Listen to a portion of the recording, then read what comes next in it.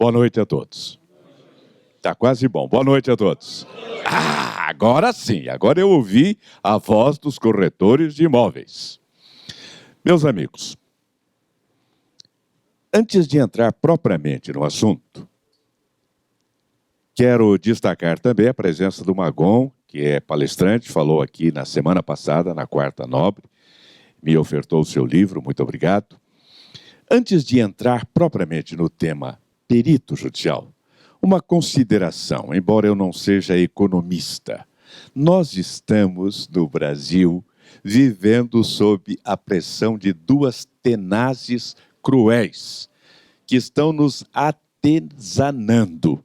Alguns falam atazanando ou atesanando, não, é atenazando, porque é de tenaz, aquela pressão que faz a tenaz. Essas duas forças vocês conhecem bem. Uma se chama recessão. E a recessão faz um contingenciamento do mercado, faz com que a economia paralise a sua atividade normal, está determinando o fechamento de muitos postos de trabalho, está fazendo com que departamentos de empresa se encerrem, está cerceando a atividade comercial. A tal ponto que escolas estão tendo dificuldade de se manter abertas, as escolas particulares, porque a inadimplência está lá em cima. 80 escolas fecharam recentemente suas portas por não conseguir continuar no mercado. 250 concessionárias de veículos também interromperam as suas atividades.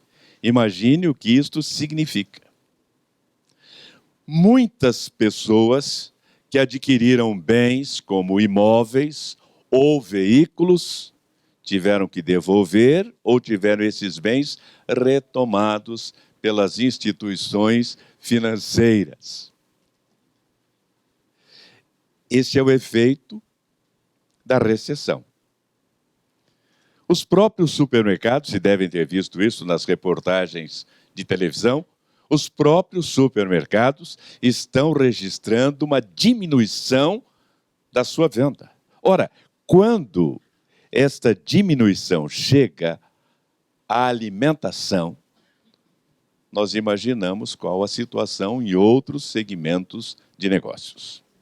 Afeta também negócios imobiliários. Esta é a recessão, é uma das tenazes. E a outra, a inflação. Essa nós conhecemos bem, porque já passamos por ela mais de uma vez. Todos os preços crescem desmesuradamente, ou seja, inflacionam. Acabamos de receber a excelente notícia de que o combustível, a gasolina, aumentou 6% e o diesel 4%. Isto tem efeito cascata. Imaginem, nós dependemos de transporte rodoviário. Se aumenta o combustível, aumentará o frete, sem dúvida. Mas nós tivemos também aumento da energia elétrica, mais uma vez. E, felizmente, ainda não passou a famigerada CPMF, que estão querendo, de novo, colocar sobre nossos ombros. Nessa situação, entre essas duas pressões, da recessão e da inflação, fica muito difícil nós mantermos o nosso equilíbrio orçamentário. O que fazer, então? Quem é assalariado, pedir aumento de salário, não é isso? Vai conseguir? Alguém está dando aumento de salário para alguém? Não. Agora, se for um profissional liberal, um corretor de imóveis, aí o que vai fazer? Vai aumentar a sua comissão para ganhar mais. Vai? Primeiro precisa vender. E aumentar a comissão Algo impensável. Algo impensável. No comércio, de um modo geral, antigamente, o custo fazia o preço. A pessoa tinha o custo, sobre esse custo colocava os tributos, os impostos, o lucro e fazia o preço. Hoje não. Hoje o preço faz o custo, porque ele não pode vender acima daquele valor. É teto. Então, para cima ele não pode fazer nada, ele tem que colocar para baixo, tem que pressionar para baixo, buscar preços menores de insumos, buscar fornecedores que lhe proporcionem uma redução de custo. Esta é a situação, este é o mapa em que vivemos. Ora, se nós estamos debaixo dessas duas forças e estamos tendo dificuldade de manter o nosso orçamento, o nosso equilíbrio financeiro, só há duas coisas a fazer. A primeira delas é diminuir a despesa. Quem aqui ainda não passou o facão nas despesas? Eu acho que já diminuímos até onde podíamos, não é verdade? E com isso prejudicamos a recessão, porque compramos menos, compramos mais barato, aumentamos a recessão. Então a primeira é diminuir a despesa. A segunda é aumentar a receita. De que forma? Pelos meios convencionais, não conseguimos. Então nós chegamos à conclusão de que só há uma forma de melhorar a situação financeira de cada um de nós. É ter um ganho paralelo, é ter um ganho suplementar, é buscar uma outra fonte de receita, é buscar um outro local de onde possamos trazer recursos financeiros para nos ajudar. E é aí que entra a minha palestra de hoje. Muitos dos senhores, não, vocês, né? Vocês. Falar de senhores dá a impressão de que vocês são mais novos do que eu. Muitos de vocês não sabem ainda que têm a oportunidade de ganhar dinheiro como perito judicial. E não apenas ganhar dinheiro, que é muito bom, mas prestar um serviço à sociedade e ao poder judiciário. Ao falar em poder judiciário, é bom sabermos que em nível de Brasil, nós temos alguma coisa ao redor de 100 milhões de processos. Vou repetir, 100 milhões de processos no território nacional. É como se de cada 2 brasileiros, um estivesse litigando. 1/4 disto é em São Paulo. 25 milhões de processos no Tribunal de Justiça do Estado de São Paulo, que é o maior do mundo. 25 milhões de processos. Ora, isso faz com que haja necessidade de um andamento mais rápido do judiciário. E muitos processos estão parados por falta de laudo pericial. Não apenas na área imobiliária, de negócio imobiliário, mas em todas as áreas. Há falta de peritos judiciais.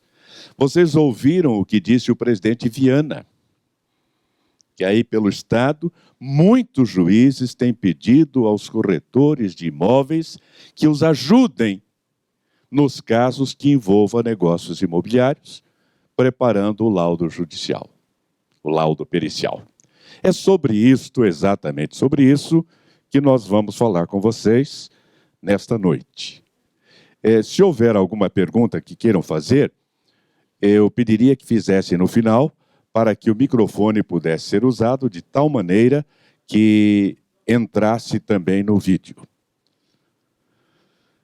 Bom, isso aqui vocês já viram. A informação que me deram é a seguinte. Aqui à direita, assistência técnica, assistência técnica, socorro. Esse equipamento é alguma coisa extraordinária, maravilhosa, formidável, que foi inventada para resolver os problemas que nós não tínhamos antes dele ser criado. Eu estava lembrando, já? Técnica é técnica, né? Tinha que ser um jovem. Eu estava lembrando, quando vinha vindo para cá, que mais lá atrás, quando eu comecei a fazer palestras, eu levava uma maleta de transparências, porque nós usávamos o retroprojetor. Lembram disso? Estão se entregando, hein? O retroprojetor. Colocávamos a folha, a transparência ali, acendia a luz, projetava a imagem. Aí apagava a luz para tirar aquela transparência e colocar outra. Então, para uma palestra dessa, nós traríamos uma mala. Agora eu trouxe apenas um pendrive, desse tamanho. Parece um dente. E o que tem aqui é um absurdo. Muitas bibliotecas não têm o que tem um simples pendrive. Bom, então aí está o corretor de imóveis como perito judicial. E começamos aqui com conceitos básicos e uma distinção importante.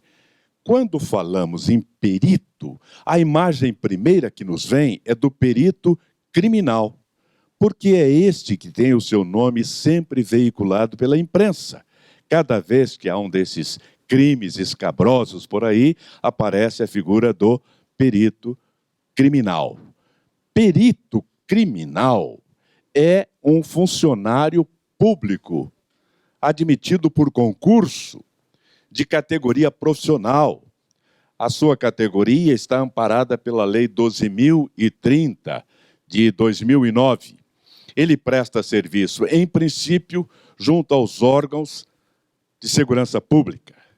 No caso de São Paulo, junto à Polícia Técnico-Científica. Hoje, a nossa polícia no estado de São Paulo está segmentada em Polícia Militar, Polícia Civil e Polícia Técnico-Científica. E lá, na Polícia Técnico-Científica, está o perito criminal. Enfatizando, ele é funcionário público. Para ingressar na atividade, ele tem que prestar um concurso. Esse concurso é realizado de tempos em tempos, é uma categoria profissional e ele vai prestar serviços como funcionário público. Este é o perito criminal. O perito judicial, não. É qualquer profissional liberal que se dispõe a assessorar o poder judiciário, ou seja, ele se coloca à disposição da justiça em questões da sua área de conhecimento técnico ou científico, não tem nenhum vínculo profissional, obrigacional, funcional com o poder público. Ele continua sendo profissional liberal. A remuneração de seus serviços não é também por salário, e sim por honorários. Ele tem os seus honorários previstos para cada caso em que ele atua. Aí nós chegamos a essa outra figura, o juiz e sua obrigação. A justiça, constitucionalmente, é obrigada a apreciar todo pedido que lhe seja confiado. Ela tem que apreciar. E se aceita a ação, vai ter o juiz que prolatar uma sentença. Agora imagine o juiz que tem a sua formação em direito, tendo que prolatar uma sentença em outro campo totalmente fora da sua área de conhecimento. As transações imobiliárias são simples, tranquilas. As cláusulas são tranquilas, a compreensão das partes, o comprador está de acordo com tudo, o vendedor está de acordo com tudo. O corretor não precisa fazer nada. Afinal de contas, comprador e vendedor estão de acordo. Ele só tem que receber a comissão. É isso, não? Dá uns enguiços de vez em quando, não dá? As cláusulas contratuais, algumas são as chamadas cláusulas leoninas. As letrinhas miúdas. Bom, nós estamos no Brasil. Eu vou perguntar aqui quem é que lê totalmente um contrato. Temos um ali, 2, 3. Ah, que beleza. Puxa vida. Vocês são minoria. Puderam perceber aqui. Porque nós damos uma olhadinha e não temos tempo, nem vontade, nem paciência para ler todas as cláusulas. Quando são essas que vêm internet, por exemplo, você tem que dizer se concorda com as cláusulas. Você nem olha, você concorda, acabou. Ora, há implicações. Porque um princípio geral de direito diz pacta sunt servanda. Os contratos têm que ser cumpridos. Um outro princípio geral de direito diz que o contrato faz lei entre as partes. E às vezes você assinou lá sem prestar muita atenção. Mais à frente, há um desentendimento e vai esse contrato que você assinou, mas com o qual não concorda. E aí, não concordando, o que você vai fazer? Entrar com uma ação. Nós estamos vivendo uma época nova no Brasil. Houve um tempo em que a pessoa que se sentia prejudicada botava a boca no trombone, esperneava, falava, xingava e ficava por isso mesmo. De tempos para cá, os brasileiros aprenderam o caminho do judiciário. Não está de acordo? Sente-se prejudicado? Acha que foi lesado em alguma coisa? Que sofreu um dano? Entra com uma ação. E lá vai a ação às mãos do juiz, que tem que dar uma sentença. E aí nós temos que entrar no drama do juiz. Alguém aqui é advogado também? Alguém é advogado? Só você? Os outros são inteligentes? Vai a ação ao juiz. E nós temos que entender o problema do juiz. Ele é obrigado a dar uma sentença. Mas ele não pode dar a sentença aleatoriamente. Ele tem que dar uma sentença fundamentada. Por duas razões. A primeira, porque é sua obrigação dar uma sentença com bases técnico-jurídicas específicas. E segundo, porque se a sua sentença não agradar ambas as partes, e nunca agrada as duas partes, a outra parte vai recorrer. Às vezes, a sentença gera recurso das duas partes. Recorrendo, essa sentença vai para o tribunal. E o tribunal pode reformar a sentença do juiz. Ou seja, dizer que a sentença do juiz está errada. O colega sabe que isso é muito sério para o juiz. Isto se chama, em termos jurídicos, captis deminutio, diminuição da capacidade. Ou seja, se a sua sentença foi reformada, significa que ele não teve capacidade e competência para dar uma sentença correta. Ora, nenhum juiz entra no poder judiciário para morrer juiz. Ele quer ser o quê? Promovido à segunda instância, tribunal, desembargador. E também ministro.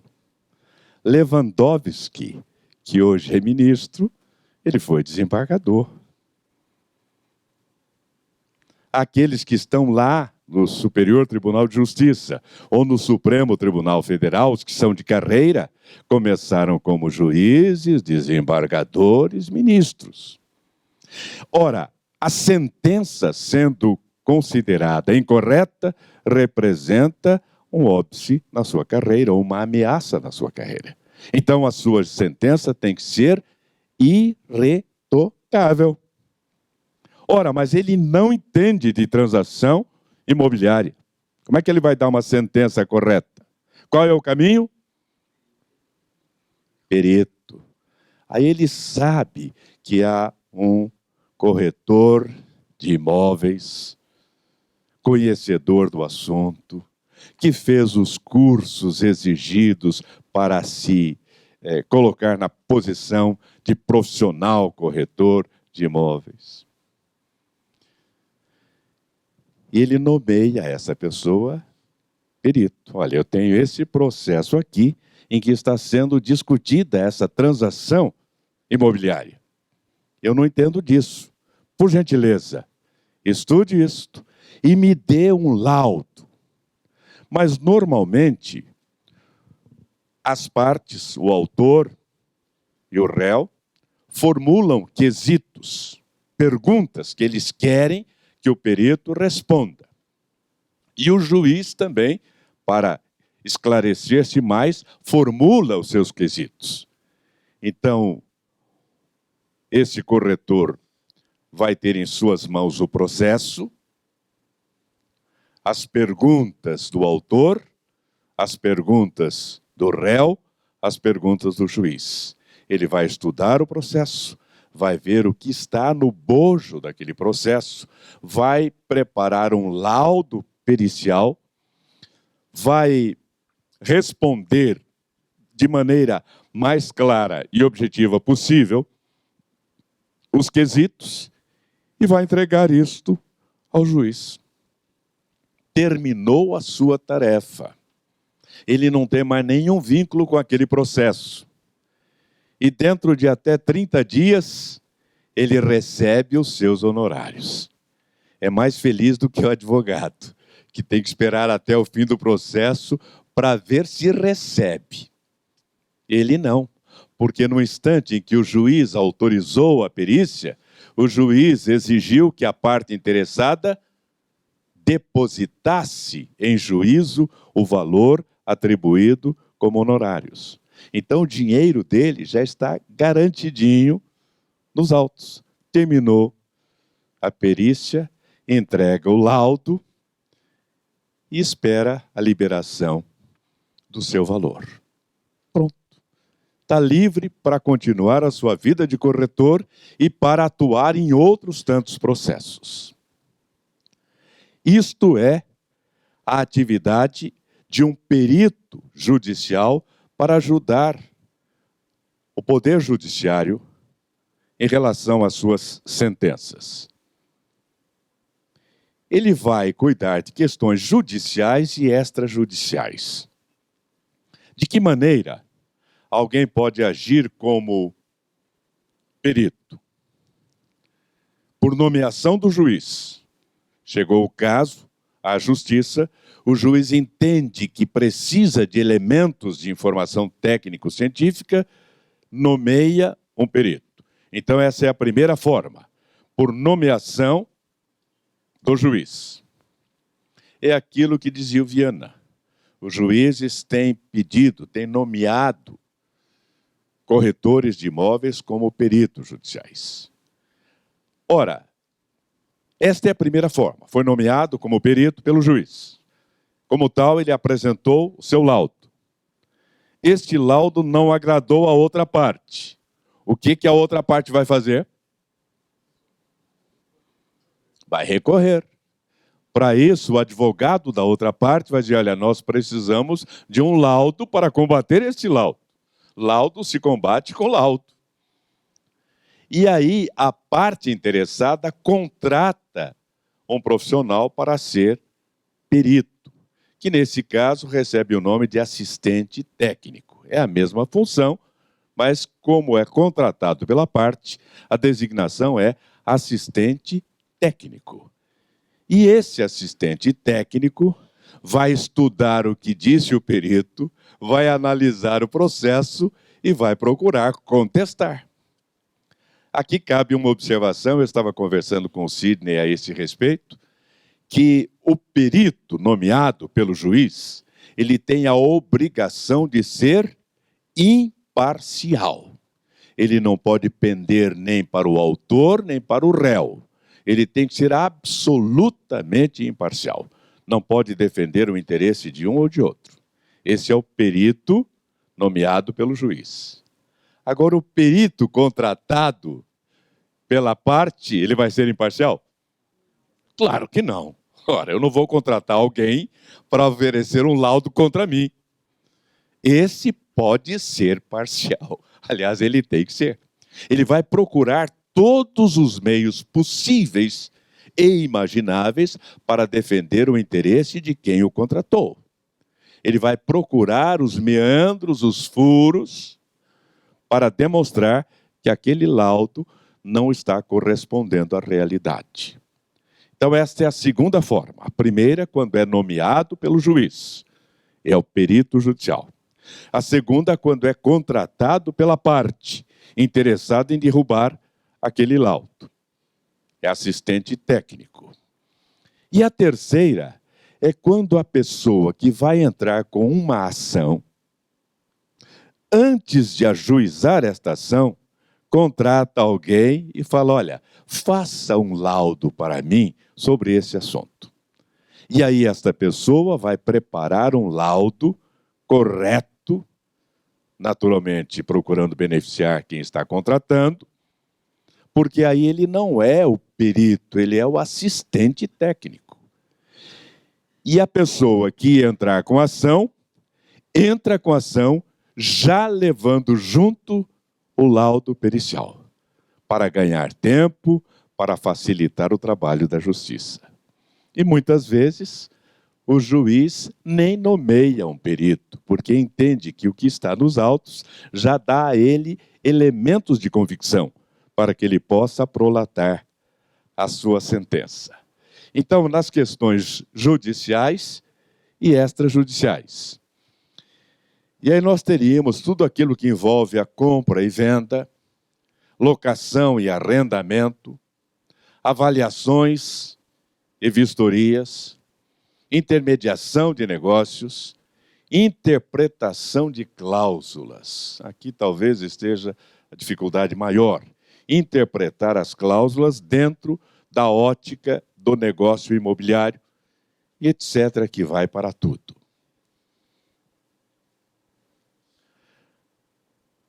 A base para a atuação do perito judicial é aquilo que o Código de Processo Civil traz. O perito criminal, vimos, é uma atividade profissional regulamentada, como é o advogado, como é o contador, como é o médico. É uma atividade profissional regulamentada, como é o corretor de imóveis. É uma atividade que tem uma lei regulamentando. Esse é o perito criminal. O perito judicial, não. Ele não tem uma lei regulamentando. Não é uma categoria profissional. Ele não está obrigado a se vincular a um conselho ou a uma ordem. É apenas uma atividade. E essa atividade está prevista no Código de Processo Civil. No Código que está em vigor atualmente, é o artigo 145. E o artigo 145 diz: quando a prova do fato depender de conhecimento técnico ou científico, o juiz será assistido por perito. É isto. É isso que dá a fundamentação legal para a atividade do perito. A prova do fato depende de conhecimento técnico ou científico que não é da área do direito, então o juiz será atendido por perito. No ano que vem, 2016, entrará em vigor o novo Código de Processo Civil. E no novo Código, O artigo é o 156, que diz a mesma coisa, apenas em outra ordem. Diz: o juiz será assistido por perito quando a prova do fato depender de conhecimento técnico ou científico. Ou seja, muda-se o código, mas não se muda a disposição legal. Continua vigendo. O novo Código de Processo Civil vai trazer uma série de modificações no campo do judiciário. Uma delas é procurando diminuir a carga do judiciário. Então, a justiça alternativa, através de mediação, arbitragem, conciliação, vai ser valorizada para que as coisas se resolvam de maneira mais fácil. E a atuação do perito aí será de valor muito grande, porque pode matar o problema no nascedouro, no berço. O corretor de imóveis e sua atuação em prol da justiça e da sociedade. Eu sou um idealista. Algumas pessoas que me conhecem sabem disto. E como idealista, eu acho que há várias maneiras de ganharmos o nosso sustento, o nosso pão. Mas a melhor maneira é ajudando ao nosso semelhante. Por isso, sou advogado, mas a minha atuação maior é como professor, é como consultor de empresa, é como palestrante. E cada vez que eu transmito alguma coisa que ajuda alguém a melhorar a sua vida, eu me sinto gratificado. Cada vez que numa palestra, numa aula, num curso, eu consigo fazer isto, e a pessoa vem depois dizer: olha, eu melhorei graças a você, eu pude desenvolver uma atividade melhor graças a você, eu me sinto gratificado. Isso se chama dever social. Todos nós temos um dever social com a nossa sociedade, com a nossa família, com a nossa pátria. E esse dever social se estende também ao trabalho que um corretor de imóveis pode fazer. Em relação à justiça, ele vai ajudar a resolver esse monte de mais de 100 milhões de processos. Em segundo lugar, aqui no nosso estado, nós podemos desencalhar muitos desses processos que lá estão esperando um laudo pericial, esperando que um perito dê ao juiz as condições de ele prolatar a sua sentença.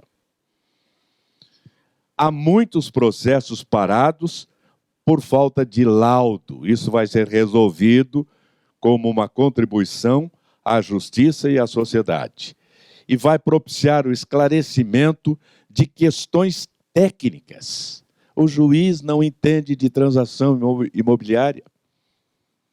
Ele não entende de negócios imobiliários.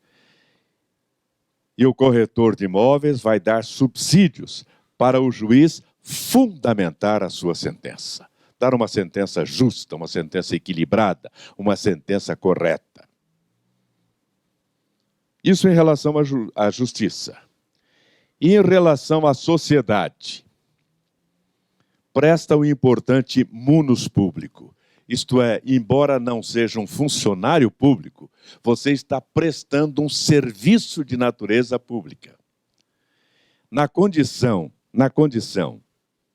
de perito judicial, se você chega a um edifício em que haja um apartamento que seja objeto de uma ação, e você precisa ir lá para fazer a avaliação, porque o juiz determinou, e a pessoa diz: não, aqui não entra.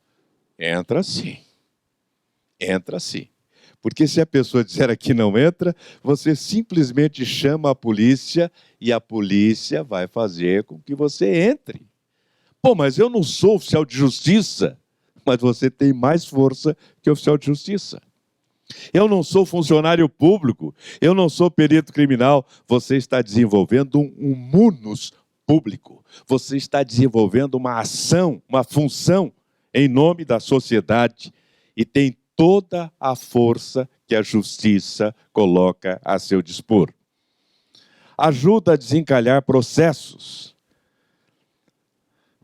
No nosso sistema, um processo começa hoje e você não sabe quando ele vai terminar. O novo Código de Processo Civil pretende cortar alguns dos recursos abusivos. Mas, por enquanto, você tem uma pilha imensa de recursos, de embargos, que você pode, que o advogado vai colocando e a coisa vai se estendendo, e vai se estendendo. E chega ao Tribunal de Justiça do Estado de São Paulo. E ali também abrem-se novos campos de recursos, de apelações, de embargos. E daí vai para o Superior Tribunal de Justiça, e começa tudo de novo lá em Brasília. E em alguns casos pode chegar até o Supremo Tribunal Federal. Isso significa 10, 15, 20, 30, 40 anos.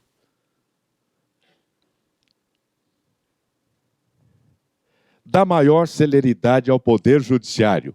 Uma das queixas que sempre faz a sociedade em relação ao Poder Judiciário é que ele é muito lento, demorado.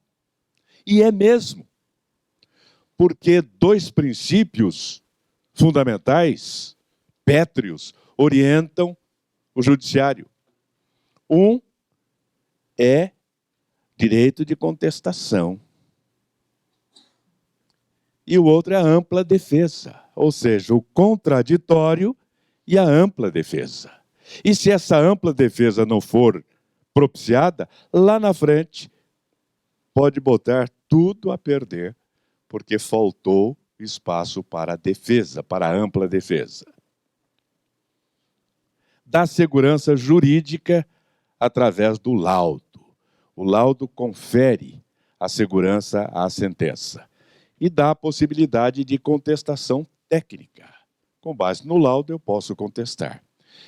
Eu quero pedir a um amigo que está aqui que fale alguma coisa da sua experiência real lá no prédio em que ele mora e de que já foi também síndico. Sidney, por favor.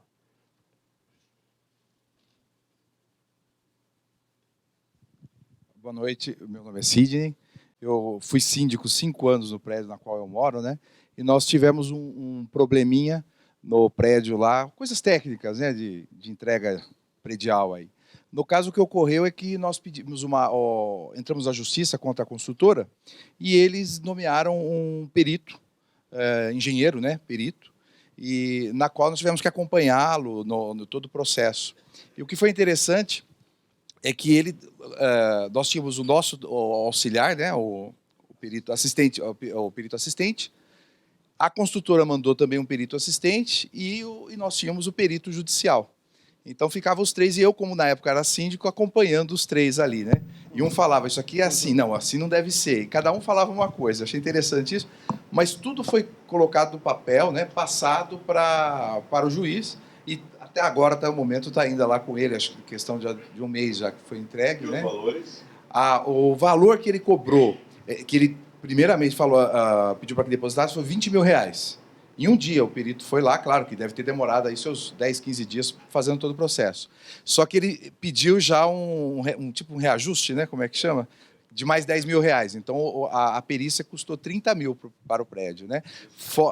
Para o perito. O nosso assistente cobrou R$6 mil, que era o engenheiro, e outro perito da construtora não sabemos, né? E também tem o caso que nós tínhamos feito um pedido pela Falcão Bauer também. Também cobrou R$22 mil pela perícia. Então, para vocês terem uma ideia como que ganha, né? Obrigado, Sidney. Pois não, eu já vou dar a palavra. Por favor, por favor. Não, ele vem aqui porque aí todos podem ver. Isso que o Sidney disse já responde uma pergunta. Quanto ganha um perito judicial? Aproveitar o gancho do nobre colega, É interessante isto. O doutor vai me corrigir se eu estiver errado. Ele colocou que o perito assistente vai ter oportunidade como o perito principal, nomeado pelo juiz, e o juiz vai determinar, ou a pedido ou não, vai determinar honorários. Os honorários do assistente pode e deve chegar até a 80% dos honorários.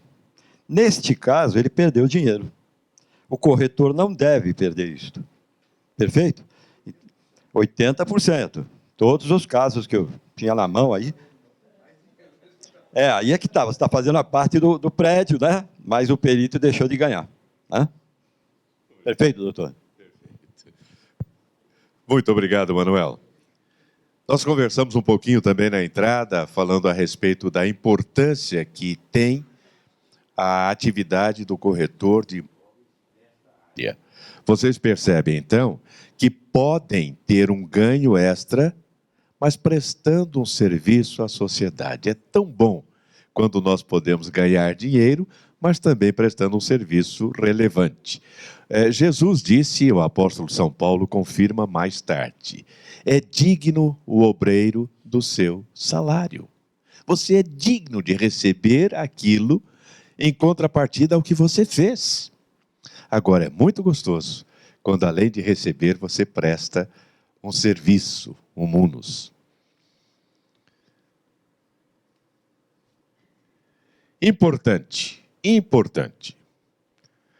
A prova pericial consiste em exame, vistoria ou avaliação. Este é o artigo 420 do Código de Processo Civil. Porque vocês têm também o curso de avaliadores. O curso de avaliador permite que você faça avaliação, e é importantíssimo. O de perito permite que você faça exame, vistoria e avaliação, ou seja, é mais amplo, é mais extenso. O nosso Instituto JB Oliveira, de Educação e Capacitação, promove cursos de formação de perito. Mas é um curso bem objetivo. Porque nós não vamos ensinar um corretor de imóveis como ele deve desenvolver a sua atividade como corretor de imóveis. Ele já aprendeu, ele já tem a formação, ele já sabe como fazer isto. Nós ensinamos apenas como, com o seu conhecimento, que já adquiriu pela experiência e pela formação, transformar-se em perito judicial. Como age um perito judicial? Como ele deve preparar um laudo? Quais os elementos essenciais que devem constar nesse laudo? Como ele deve fazer se precisar pedir aumento de honorários? Porque os honorários foram atribuídos ou arbitrados com base em um determinado cálculo de horas, de tempo, de esforço. De repente, você teve que ir além disso. Você não é obrigado a se conformar com aquilo que foi determinado anteriormente. Aí, como é que você faz? Então, o nosso curso orienta como é que você entra com um pedido para aumento dos honorários. Pode ser também que o prazo determinado pelo juiz, ele já determina quando nomeia, não seja suficiente. E aí, vai atrasar pura e simplesmente? Não atrasar nunca. O que você vai fazer é entrar com uma petição dizendo por que você precisa de mais tempo e o juiz vai lhe conceder isto. Pode ser que você, por alguma razão, não queira desenvolver aquela atividade, não queira ser perito naquela causa. Há uma forma de você pedir a dispensa dessa nomeação sem prejudicar o seu conceito junto ao juiz. Então é isso que o nosso curso faz, em apenas um dia. Aliás, a nossa próxima turma é no dia 24 de outubro, ainda temos algumas poucas vagas, porque vai ser no nosso auditório, que é pequeno. No dia 24 de outubro, é um sábado. O Sidney diz que vai fazer, embora seja aniversário dele. Parabéns ao Sidney, parabéns! Ah, pode aplaudir, isso. Dia 24 de outubro é aniversário dele, ele mora em Campinas e ele vem para fazer o curso. Começa às 10 horas, vai até às 18 horas, com intervalo para almoço, claro, café. E nesse tempo nós vamos dar todas as informações necessárias, uma apostila, um certificado e depois vocês recebem também uma carteira funcional para facilitar o trabalho de vocês. É isso aqui. Orientamos também como você deve fazer para se apresentar ao Poder Judiciário. Quem você procura lá? Como você prepara um dossiê com as informações, seu currículo, os seus cursos, os seus diplomas, seus certificados, a cópia da sua carteira e um resumo do que você pode fazer em favor da justiça. E aqui mais uma diferença em relação ao advogado. Nem sempre o advogado é bem recebido no gabinete do juiz. Aliás, quase nunca. Porque ele sabe que o advogado vai lá para levar problemas para ele. Como é?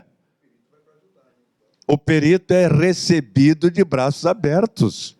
Por quê? Ele não vai pedir nada ao juiz, ele vai chegar lá e dizer: doutor, eu sou corretor de imóveis, habilitado a fazer perícia.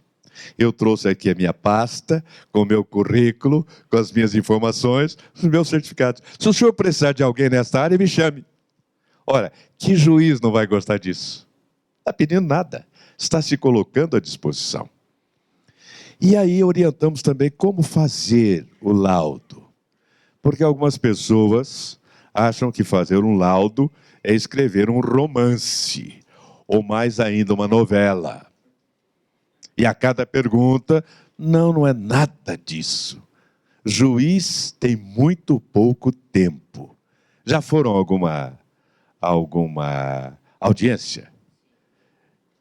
Aí ele pega aquele processo maçudo assim, começa do início para o fim, é isso? Ele vai lá para a última parte e vê as últimas folhas. Não dá tempo. Não dá tempo. Imagine se ele vai pegar um laudo pericial, daquele feito pelo perito nomeado, vai ler tudinho depois do assistente técnico do autor, do assistente técnico do réu. Vai fazer isso? Não. Como você tem que fazer? Objetividade. De que maneira? É o caminho das pedras.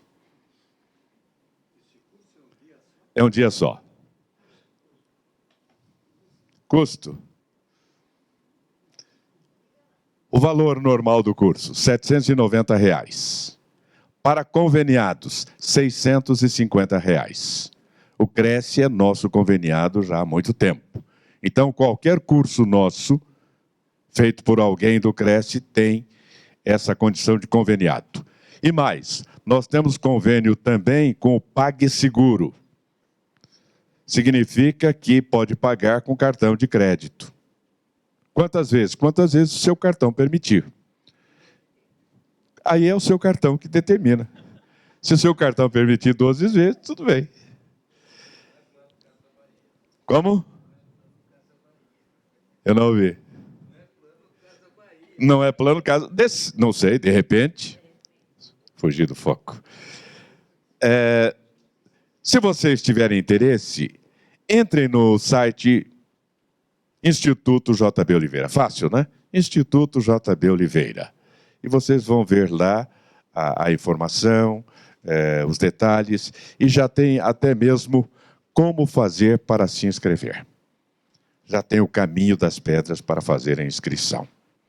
Bem, eram estas informações que eu queria trazer para vocês. E se houver alguma pergunta, ainda temos uns minutos para responder.